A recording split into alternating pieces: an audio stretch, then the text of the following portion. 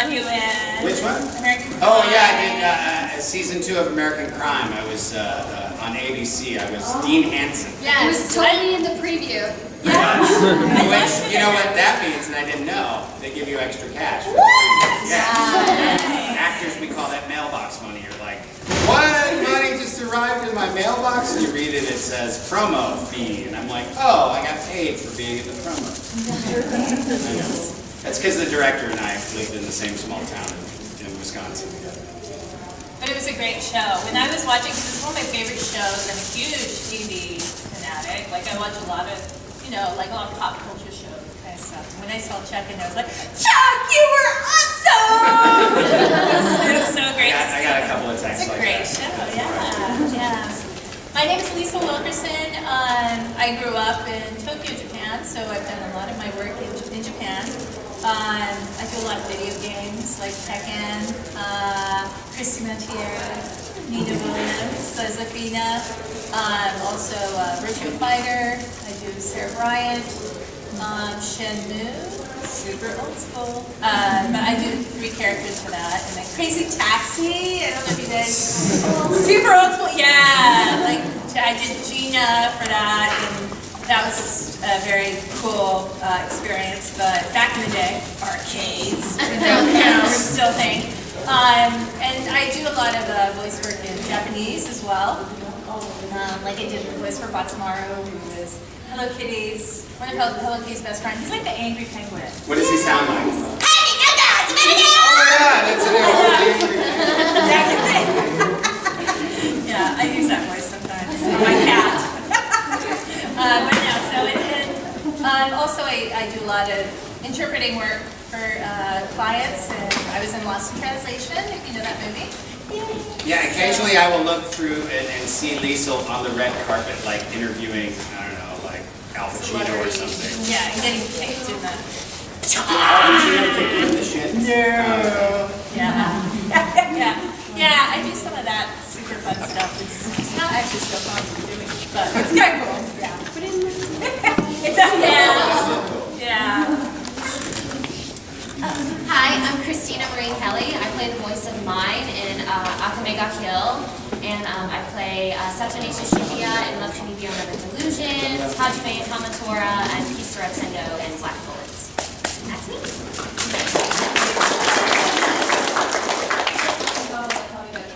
Pardon? You did Avocado Sylvia character. Oh, thank you. She was a lot of fun. I love her. Thank you.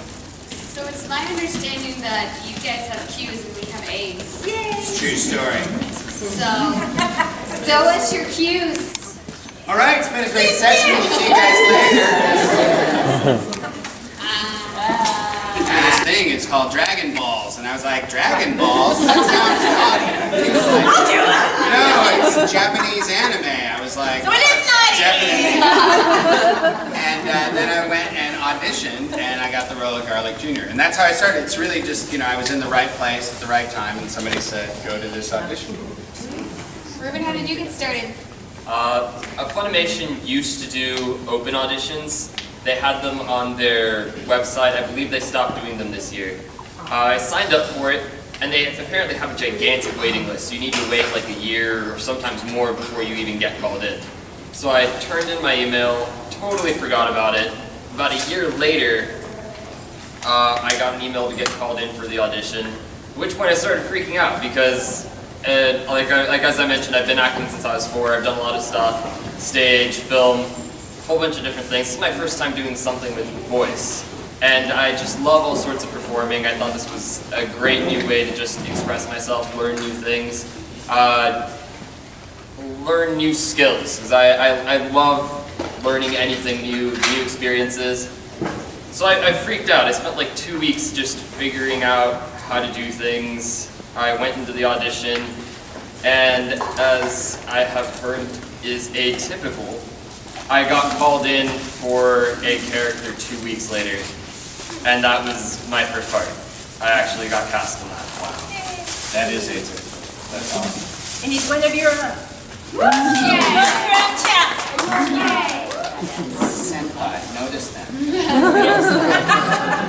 He noticed you. I'm really just like shocked that I get to be up here. This is one of my first times that I'm at a con, so yeah, I'll start working on getting more animated, guys. I'll do it. You don't have to be animated. They animate it for you. Okay. What about you, Morgan? How did you get in? I participated in a contest. Raise your hand if you know who Todd Habercorn is. Yeah! Todd Habercorn. He's such a great, wonderful actor. I like him, he's cool. Well, he was having this convention called HaberCon. Yeah. And so I thought, you know what? I'm gonna try this. Because I read it was on Facebook saying that he was having this convention and that there was going to be a voice acting competition there. And I was like, oh, cool, I love acting. I've been acting for years now, and I really want to get back into it. That sounds awesome. And I love anime, so that's cool. And I read further and it said if you win this competition, you win an audition at Funimation. Not a role or anything, an audition. So I was like, okay, well that's cool. You know what, I'm gonna go for it. And I'm gonna take it, if I happen to win this, I'm gonna take it as a sign that that's what I should be doing now in the season of my life. And so I went and I won, and that's how I got my first audition at Funimation. And since then they've kept calling me back, so. Yeah. Now we can't get rid of her. It wouldn't happen any other way. I guess I did acting in high school. I played Toto in The Wizard of Oz. Yeah, I was the only one to try out for Toto, but I was like, I'll be in every scene. What else? I also played Schmindeman and Picasso the Ignacio, which is a Steve Martin play. It's hilarious. So I did act in high school, but it was just for fun. I never at all was like, one day I'm going to be an actor. Like, it was like, this is fun, but I'm going to draw comic books for a living, because that's a much more realistic goal. So I started drawing comic books, and I started selling them and giving panels about them, and I got, the conventions noticed me, and I started guesting at them. And when I started guesting, I met other guests, which were voice actors. And I was like, well, voice acting sounds cool. I like acting. And at the time, I didn't realize how pretentious that sounded. Now I do, because I hear it. But I was like, I would like to give that a try. And of course, I got the, well, you should just submit through open auditions. And I was like, okay, I will. And then I sent a really derpy email. And I was like, you're amazing. I was Toto in The Wizard of Oz. Please call me for open auditions. And I was like, I'm never going to hear back from this. And 5 months later, I got an email saying they were holding open auditions. So I went in. I Googled how to be a voice actor because I had no idea what I was doing. I did. You too can Google it. The answers are there. The answers are there. It was like voice acting for Funimation, and there was this whole forum dedicated to it, and it told you what like slating your name meant and stuff like that. So when I walked in there, I totally looked like I knew what I was doing, even though I didn't. So I went in there and I did my thing, and I got called back, and here I am now. Yay! What about you, Lisa? I got my start through, now there are a lot of people that get their start through theater. I got my start through radio. So I was in radio from the age of 19, and just being a part of, because it's kind of a similar media where a lot of times you're creating a world for listeners. And so I've done so many radio shows, and I got a phone call from an agent who wanted to use my voice, and she had heard my voice. Not the 24th, was 19. But, Story. no, but so she reached out to me. She said, there's an audition, and I was wondering if you would. And so that's how I got this into it. I went to the University of Houston, and a friend of mine, Geraldo Anzaldúa, he works at Sentai Filmworks, which is based in Houston, Texas. And he said, hey, we're having auditions on these 2 days. You should go. I think you do really well. So I went, and I was really, really sick the day of my audition, and it was absolutely awful. But they called me 3 months later, and they said, hey, we booked you for an hour session. Please come in at this date. And I was like, okay. So I went in. It was just an hour, and they were like, oh, okay, well, that was really good. I'm surprised you haven't been in before. That's great. And then a month later, they booked me for a 12-hour session, and I was like, I've only done this one other time, and it was just for an hour, and it was a lead role, and I was just like, oh, oh, okay. And I went in and I was just like, oh, I'm gonna crap my pants, but okay, I'm gonna do it. Which is not acceptable. Yeah. No, you cannot crap your pants. No, don't crap your pants. But no, they were my director Kyle Jones and Ricardo Contreras, who's the sound engineer. They were so much fun to work with, and they made it very, very comfortable for me. But that was basically how I got my start at Sentai Filmworks. I went in to this audition, and that's it. And they kept calling me, so that's how I got started. My first wall session with Joel, when I actually got called back, and I was like, suckers. I went in there and he was like, all right, are you ready to do some Walla? And I was like, all right, I just want you to know I've never voice acted before. I was like, so just treat me like an idiot. And he was like, done. And it's been a beautiful relationship ever since. But I think, like, I don't know, maybe that made it easier, like, just being upfront about it. Like, I don't know what I'm doing, so just guide me through this process. I think we'll make beautiful anime together. That is the right course in all professional endeavors, to be honest with your lack of knowledge. Any questions from the audience now that we've told you the #1 question that normally happens? Yeah. I'm sorry for earlier, but I just on childhood just sprung out when you said you did the voice acting for Hiei. Oh, good, because now I have to climb a tree and jump down on your head.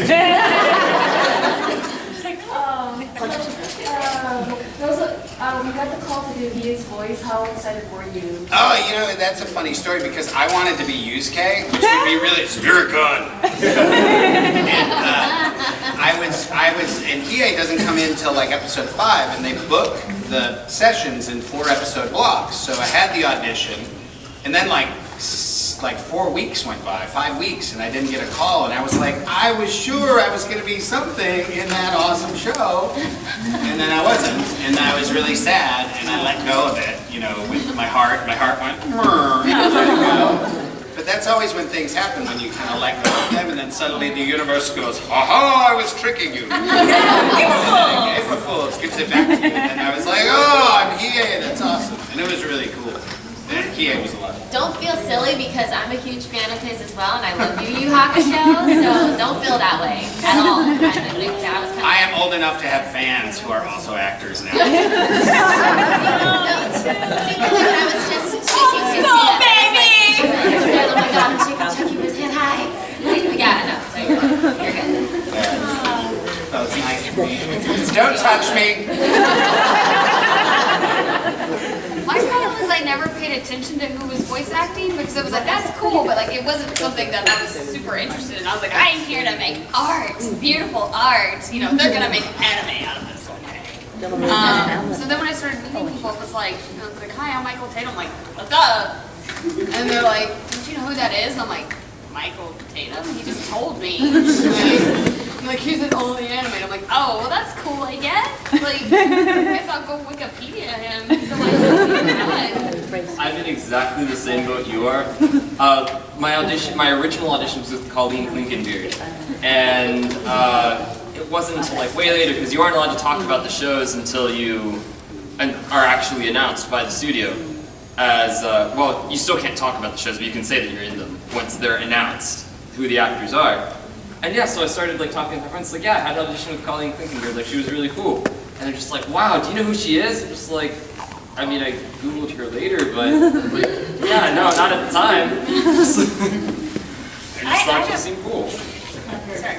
I have the flip side of that story. Super classic story, but like a lot of times, maybe you guys can relate, like you do a job, you go in, you record, and then you don't really hear anything about it afterwards, you know? And I think a lot of studios try to be good about that because they want you to be engaged with social media and everything. So it's changed a lot, but back in the day when I started, I remember I had a website and I was getting all these emails from people like around the world saying, oh my gosh, are you Nina Williams from Tekken? And I can see the drool, on the emails. And I was like, who the heck is Nina Williams? Did you not? You didn't know your own character? I didn't remember. And yeah, you go in, and a lot of times, and then also in Japan, this is one thing, and I think I touched on yesterday, was you're not given any information on the project a lot of times. They don't want you to know, and so you go in there and you do you do recording, but then you don't really understand the scale of the project. One, you know it's a video game. You don't even know if it's actually going to come out. Like there's no communication going on, right? Yeah, they treat actors like small children, which is Totally. a good idea. So I Googled myself, and I was like, oh, Nina, yeah! And then I never responded to it. Yeah, that's me. Any other questions? More questions? Her hand was so fast. You were a principal at one point, yes? That's correct. Okay. I was a principal of a small private Catholic school called St. Bernadette Academy in Keller, Texas. I did that for 6 years. Yeah, I know, it's weird. I was recording Hiei at the time I was the principal, and then we had one student who, he came up to me one time, he was like, Mr. Huber, are you Android 17? I was like, yes, I am. He's like, no, you're not. Detention. But this kid was actually really good. He had environmental illness, which meant all the smells would give him headaches and make him feel ill. And he'd have to go out of the classroom. And it was causing problems in his schooling. And the teachers were like, we need to, and we did like, we went to all green cleaning solutions. We asked everybody to use like, wow, You were such a coward. You guys can all hear me, right? Yeah. But I told him, I said, if you stay in class for 2 months, I will get you a part on Dragon Ball Z. And he was like, okay, because he was just absent all the time. And I was like, we need to figure out this environmental illness for you. And suddenly, like 3 weeks later, one of his teachers came up to me and was like, you need to come talk to Patrick. And I'm like, what? They're like, he's about to vomit and there's snot coming out of his nose and he says he can't leave the classroom because he needs to be on Dragon Ball Z. And I was like, Patrick, you can go get air. You can go outside. He said, you said I can't leave the classroom. Just show up to class. Like, go get some air. Go wash your face and come back. And he ended up doing it. And then I brought him up to the studio and gave him the tour, and then there was a dog barking, and so he was the dog barking. Big DVC.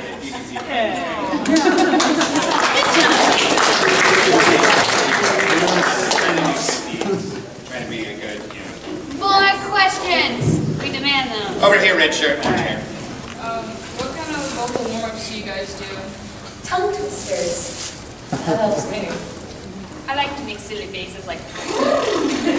Let's just all warm up a little. Okay.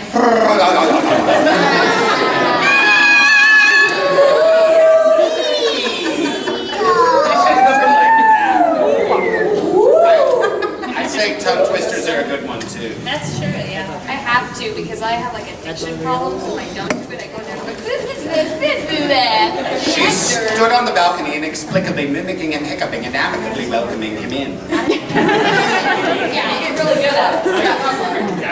No. I'm just like, she sells seashells down by the seashore. A good short one is Peggy Babcock. Everyone try Peggy Babcock. Ready? Peggy Babcock, Peggy Babcock, Peggy Babcock. You all say Peggy. I heard it. It's a good one. It's a short one. Practice it. It's a short one. This lady way in the back. Way in the back of the question. I know you said sometimes you just get like a job and you go in, you record the week. On a whole, would you rather have other actors in the studio to play off of? Is that easier than a character or to random lines, or what's easier for you guys? If you had the choice. I've done some, but the first one you're talking about is prelay. That's where you record the audio and then they animate to it afterwards. That to me is a lot more natural and a lot more fun. Yeah, and you do it with the other actors in the room. Like a lot of the network animated shows are done that way, where the Simpsons will all be in the same room. And so there's a real natural reaction back and forth. with the anime, it's already been drawn, so you're kind of filling in the blanks. Reverse puppeteering. Yeah. Reverse puppeteering. It's funny though, because I had a director just the other day say that in like 10 years of watching message boards and stuff, he's never heard anyone complain about an anime not matching the flaps properly. Like fans don't really, you guys don't really care if it matches perfectly. It doesn't, you know. You like the acting to be solid. Yeah. But yeah, I like acting with other actors personally. And also in Japan, it's always done that way. Like with GBZ, like with One Piece, like a lot of the, and they will have, you know, in a small studio room, they'll have like 15 people, and there'll be only 4 mics. I've done a lot of interpreting for Furugawa Toshio, who does One Piece, he does GBZ, you know, amazing, incredible veteran actor. And just listening to some of the stories that he tells, because a lot of times there are like 3 or 4 of them in a mic, you know, right at the mic, and they're like going like this, they're doing like, you know, all kinds of like crazy, you know, yoga poses almost, in order to like, you know, switch back and forth, because they try to do it like a live performance. And yeah, like the synergy, I think, with that, it's just so amazing, you know. Sometimes we go in and nobody else is recording. You're just listening to like nothing, and you're like, oh yeah, nothing.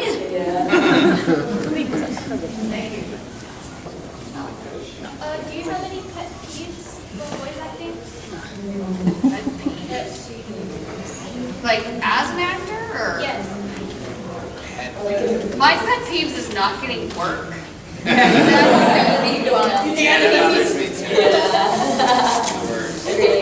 When you're like, Attack on Titan, I wish I was in that.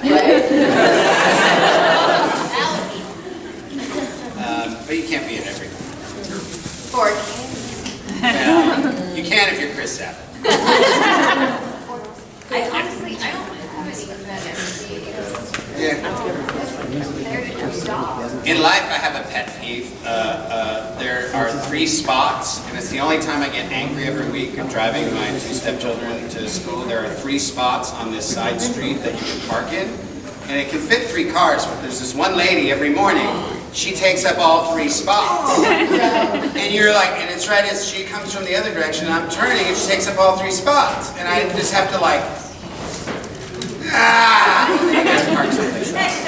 I know. In my air-conditioned car.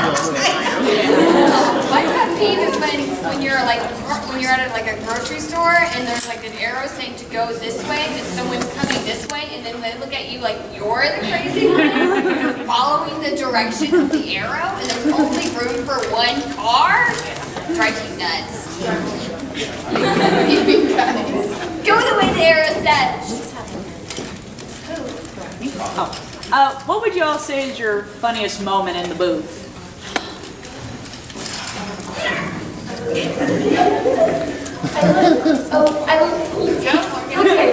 I left my first bomb the other day. Not like an actual bomb. Yeah. But, I mean... Just in case the NSA is listening. What do I need just in case? Hi, NSA.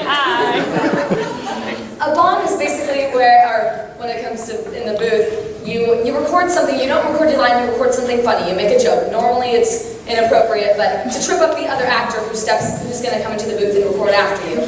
And so I left my first bomb not too long ago for a show I can't talk about yet, but it was just a joke about Trump. And so that was fun. What's the show you can't talk about yet? No, watch your face. Does it start with an A, a B, a C? Stop it! It starts with a C, everyone. I'm really excited that I'm going to get to say more. Somebody else go. Funny booth moment? I guess mine is probably more like a most mortified booth moment. And my second ever like recording session was for Data Live, and apparently like the audition was good, so they gave me one of those bit parts like they don't have a name, but they just keep popping back up. And I was like, oh, I'm so excited! I'm in this whole entire episode, and I was this AST soldier that was not so smart. But they're like, all right, guys, your vacation's canceled, but to make up for it, we're going to take you to the hot springs, which was like this consolation vacation. and my character's supposed to go hot springs, but instead I went hot springs. And Joel was like, could you do that again with a little less hot? And I said in all of my wisdom, too Jewish? And mortified, he starts laughing and like mortified. I'm like, oh my God, I'm anti-Semitic. I said, I'm so sorry. I was like, is anybody here Jewish? And he was like, we can't even ask that. And I'm like, oh my God, of course. I just started out. So Just make it worse and worse. Digging the hole. And of course, like, when you start out like that and you're in Walla, you only hear things sometimes every couple of months. And so like I didn't hear anything for a while, and I actually texted Sunny. I was like, Sunny, what if there's like a picture of me with a big swastika stamp on here? They won't call me back in because they think I'm a Jew hater. And he's like, no, overthinker. That's not what happened. And for the longest time, I was convinced I would never work at an agent. That's my mortifying yet funny moment. I don't have any funny booth moments, really. I don't. There was something. Weird voice acting, nothing funny has I'm happened. very serious in the booth. Very businesslike. Early on in the DBZ days, I used to record my sessions really quick. So they'd book me for 4 hours, and I'd be done in like 45 minutes. And so John Bergmeyer, Chris Sabat, and Justin Cook used to have a term called a Chuck Huber session, which I think, and they still haven't told me to this day, I think it means they would go to the bar and drink. So I think I was covered for like, yeah, we're still doing our Chuck Huber session. So they could tell their bosses, because the bosses were upstairs and the recording booth was down here, and so they would sneak out. They go to see a movie or Yeah, I think my funny moments would probably be a lot of the English stuff, you know, but I think I kind of already talked about that earlier. But, and then sometimes maybe we did a lot of educational stuff, you know, because I did a lot of my work in Japan, so we did like fairy tales, and, you know, like the Brothers Grimm, and like all that, and there was this huge project that we were working on because there were so many characters. This was back in the CD-ROM so they had like this whole thing that they wanted to bring, you know, kind of make it more fun for kids to learn English. And so we were given so many characters to work with. And I remember any given day, I'd be like fish number 5, bird number 2, and then turtle number 1, you know, like, and then we were all doing it together, which was really fun, but we had so many characters that were going back and forth and everything. So what we all decided to do was kind of have a mannerism for each character. So if I was bird number 3, I'd be like, oh, you know, and so we'd all have something so that when we needed to get back to that character voice, we would start doing that action. And so there was a big group of us, and we're like, ah! Ooh, you know, kind of like, and we used to like, and during our breaks, we'd be like, if anyone was taking video of this, they're so screwed! Not looking that professional, I would say. But, you know, it got it through us, and we had a lot of good times. But, yeah, I actually have quite a few funny moments just because I'm goofy as hell and I'm not serious at all. But there was one, also my directors are very funny people, and they're big jokesters, and they play pranks on people like in the studio. And one of the things they do, and I didn't even see this coming, they were like, okay, so we're gonna, you know this really sad scene, it's a really lovey-dovey scene, but it's really sad. You're gonna say, Tatsumi, you're the biggest you-know-what I've ever met. Like, just like something completely derogatory. And I was like, okay. So they played it over, and it sounded so funny. And Corey goes in that same day, and he hears it, and he's like, did she just say what I think she just said? That's not supposed to be in there. But it's like little things like that. And then there was one time where I was like really into like one of my characters, and I like hit the mic, and I was ah! And it's like in there, and they like played it. And then, let's see, I'm trying to think. Sorry, I'm going off, but I don't know, I could talk forever, but yeah, those are my 2 little funny moments, so. One question. I have a response to that. Yeah. Sorry. No, my character, obviously I only have one character right now, is more of like comedic relief for the show. So all of my lines are just hilarious. I show up for like 1 or 2 scenes, like every other episode maybe every 3 episodes. And just, they're all great. But there was one time where I just started laughing because the line was so ridiculous. The scene was just absurd.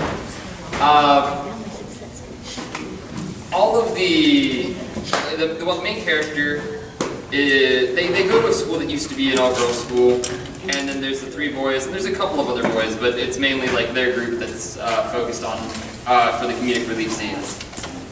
And he's getting all of the attention, so his friends are shunning him, and they're just like talking about him behind his back, and like hitting him when he's in school, and it's hilarious. And I was just reading the lines, and I just couldn't. I laughed for like a solid 2-3 minutes, and I mean, maybe that's recorded somewhere. Oh, it is. It will come back to haunt you later. I curse a lot when I mess up, so we'd have so many recordings of me going, and yeah. So everyone's really surprised. They're like, you little Chia makes that. And I'm like, sorry, guys. I do. I curse. I live with a Marine. Oh, I'm so perfect. Like, my voice is pitched up when I do it, and I'm like, hey guys, let's go to the survivor. It's like a demon. Oh my God. And then the sound engineer will like play it over for you. And then they character that's like this. slow motion. Yeah, like just to really rub it in my face. Yeah. It's like, okay, no, not again. I'm like, you're the real MVPs. Yeah. Sorry, I was pointing to that guy in the sweater, but I feel like we're all pointing, and now I don't know what to do. It's awkward. So, alright, whatever. I was just gonna ask, past or present, if you had a chance to play any character in an anime y'all wanted, who would y'all pick? I'd be Edward Elric. Brother, I'm not sure. Any anime? Any anime, past or present. I don't say future, because I don't know. I think I'm gonna do one of those superhero gals. I'm gonna do like maybe like a Catwoman, Wonder Woman. I'm gonna be super love. Like it's not coincidence that I do video games. Rage inside me. Not really. So I don't know. Probably any anime to be a part of. Probably like Faye Valentine and Cowboy Bebop, or Melfina and Outlaw Star. Yeah. You know that I love that. You had good answers, now I feel stupid. It's not that I really want to play like someone specific. It's more like I love animal girls. Like I drew a comic book about a cat girl. So I would love to play like a really cutesy animal girl, like in Show by Rock. Or something like that, because I just love animal girls. So like to me that would be like a really cool role to be. That's my thing. I'd say anyone in Pokemon, because I grew up with that show, and I just think that'd be pretty cool. Yeah, I was actually about to say the original Pokemon series.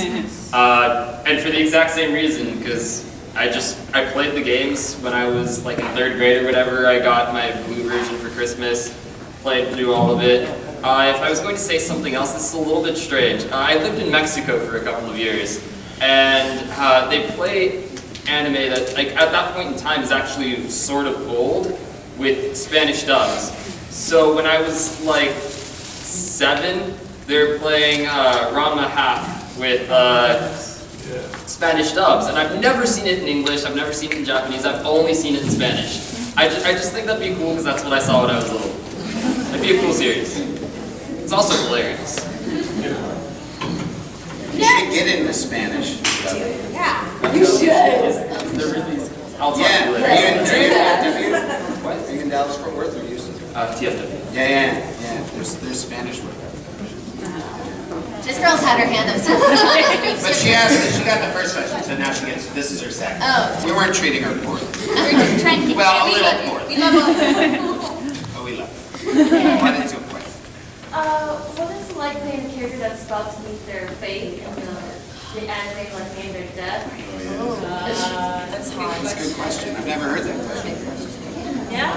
Because now, like, Toonami, Dragon Ball Z is getting to 17 and 18, but not like when they're about to come out, though. So it's going to be exciting now watching the episodes and the voice actors. I'm pretty excited for the episode when the 17 comes out. When we got to the hotel last night, I was like, we were flipping channels, it said DBZ Kai, and I was like, oh, that's my show, and I turned it on, and it was a picture of the preview for the next episode, and it was 17 and 18. I'm like, that's me. Kids are like that.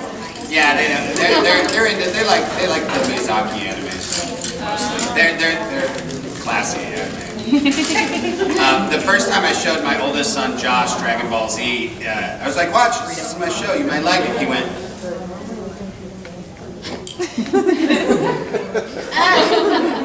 this fight is taking way too long. I was like, you will not like this show. But like sometimes directors won't tell you if you're gonna die, and you're like, did my head just get chopped off? You're like, am I dead, forever dead? And it's like, yeah, you're dead.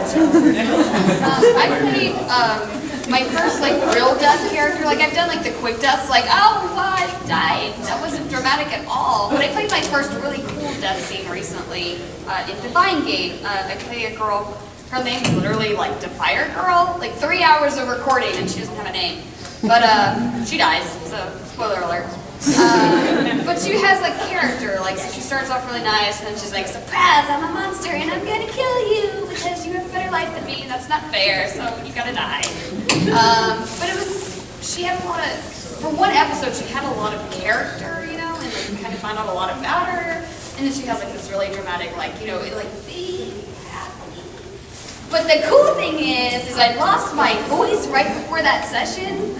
So we go in there, and we'd already recorded all the fight scenes, and I was like, hey, Clem, sorry I lost my voice. We're just dying today, right? And yeah, so everyone's like, wow, your death scene sounded really cool. I'm like, because it's legit. Because I discovered sinus infection. Kind of on that note, once we're going down to, interpreting, I do a lot of Japanese voice actors, and I did one of the questions that always came up with Furukawa Toshio, who does Piccolo from One Piece. There's this death scene, correct? Piccolo, DBZ.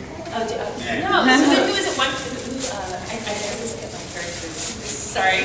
That's all right. But no, he has a scene, so it's not, yes, it's Ace.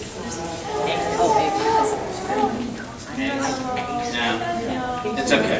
Okay, I'm so sorry. But anyway, he had a scene, and it was a really traumatic scene because he had been a big part of the anime, and he was talking about how they had been building up to the death scene, and when he finally had to die, everyone in the room was just crying like around him because it was like a really dramatic scene. There was like this very loving moment, tender moment as he was dying as well.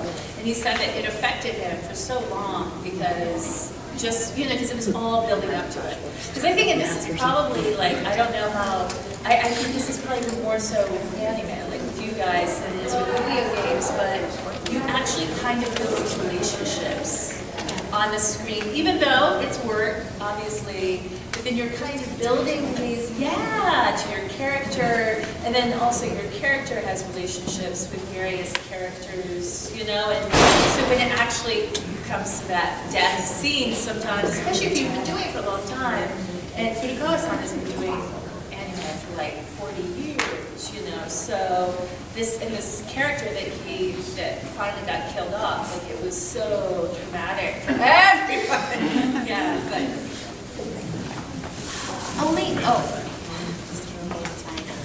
I was joking. No, only one of my characters has died so far. I've only had one character that meets a fatal demise. But I actually already knew that she was going to die leading up to this really sad death scene. And when we finished it was kind of the sound engineer and my director were kind of like, well, I guess that's it. It was kind of like, wow, like, okay, well, this character's gone now. It was really hard. And actually watching it, whenever it was on, because it was on Toonami, I was watching it at home, I got very emotional. It wasn't emotional whenever I did it and I recorded it. I mean, it was really sad, but actually listening and hearing the whole finished product, it was actually very emotional for me, because I really fell in love with that character a lot. I like to make people cry though. That's mean. I like to make you cry, but I like it when you do a death scene right and like you can make people cry. Or, like I did it. I connected. I feel like you just want to erase everything. I have not died, so that's good, I think. But the only time that I've died, been on stage, Scottish play I can't mention because I'm on a stage. No. That's about it. Nobody said it. Somebody said it. That guy in the back had a question. Yeah, he. Yes. I thought you had a question. I saw There was a you. question over here. Because I do like a lot of other things. Too late now. No, yeah. So, what if the comic book you've been writing, what if it got animated, who would you have as the cast? Nice stuff. Kristen, remember your friend. Actually, we talked about that, like that was kind of like an ultimate dream. I don't think it would ever really happen because people don't usually go, wow, American anime, we should animate this.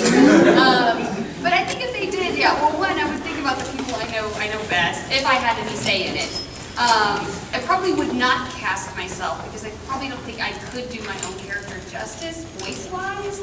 So I would really try to think about it proactively about who could do the best voices for each character. So I'd have to have auditions. There's no way I could just be like, oh yeah, that's gonna be so. Like I'd have to listen and really feel who fits those characters best. Maybe I'd give myself a small character. Yeah.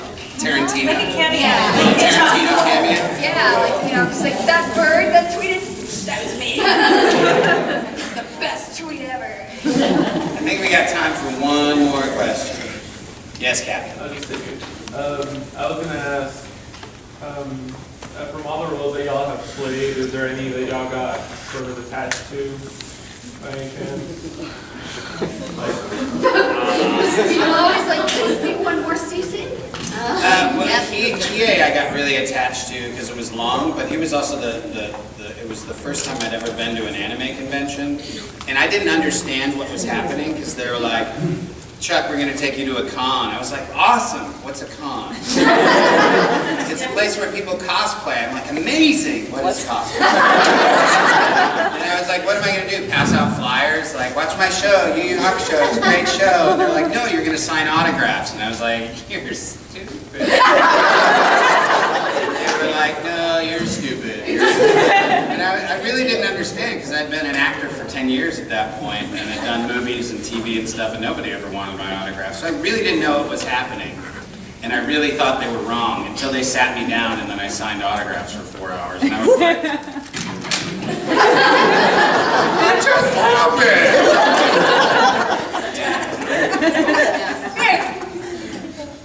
I'm pretty attached to Hinano in Assassination Classroom, probably because she was my first name troll, but she was also a broadcaster, which any of us here on broadcast was like, what? Reoccurring work? For how many weeks? This is the closest thing you get to job stability. And so, like Joel being like, oh, don't go out of town for 22 weeks. I'm like, 22 weeks? What? And so we sat down to watch it when it broadcast. So I was like, husband, please sit down and watch me on TV. This is going to be amazing. So we sat down and watched it. And she's not a huge character in the show, but she's very special to me. And we are ending, this is the last season for it. And so I will be sad when it ends. Because, every season's like 22 to 25 episodes long. I'm like 6 months of work. So I would be sad when it ends, not just for work, but because I really do enjoy the show. I really like the premise behind it. I enjoy working with Sunny a lot because I've taken his workshop. Like I took his workshop, and the week the workshop started is the week we all got cast. So it was really bizarre to be like, hey, I'm in your workshop as a student, and you're also my teacher on TV. So it was weird. It was a cool journey. So it'll be sad, but there will be more work. Japan will keep making anime. Yes. Thank God.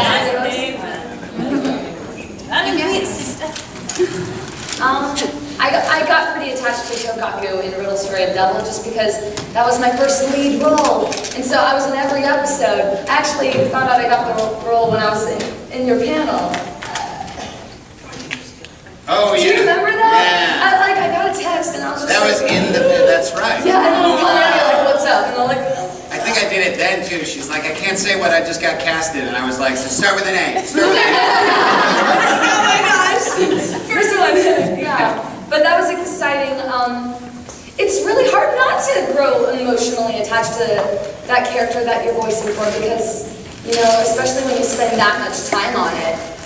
13 episodes. So yeah, and I love that character. She's awesome. She's cool.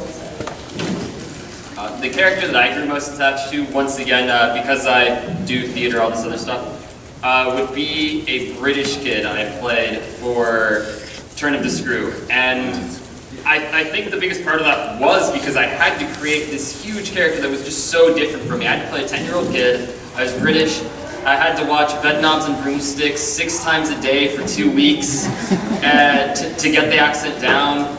And just, like, it was so much work, but it has to be the best show I've ever done. So it was worth it. It was great. Has Christina or... Oh, I'm attached to all of my characters that I've done. I love them all. The same. They're all awesome, so. They're all special. I think for me, maybe Nina Williams. I mean, I love, yeah, I think you end up finding something, or at least I do, in every project, that you're involved in. Maybe it's growth, from you're like, oh wow, this really pushed me a lot, or, sometimes it's just like there's comedy or whatever it is, and but I think with me, with Nina Williams, I really like that fact that she's like this cold-blooded assassin, and she's super strong, and then yet she has this weakness, which is family, like with her relationship with Anna Williams, and so I kind of like that complexity kind of the characters. For me, probably, and she's badass. I like that. And they told us we have to stop talking to you now. All right, thanks guys. You've been awesome. Thank you.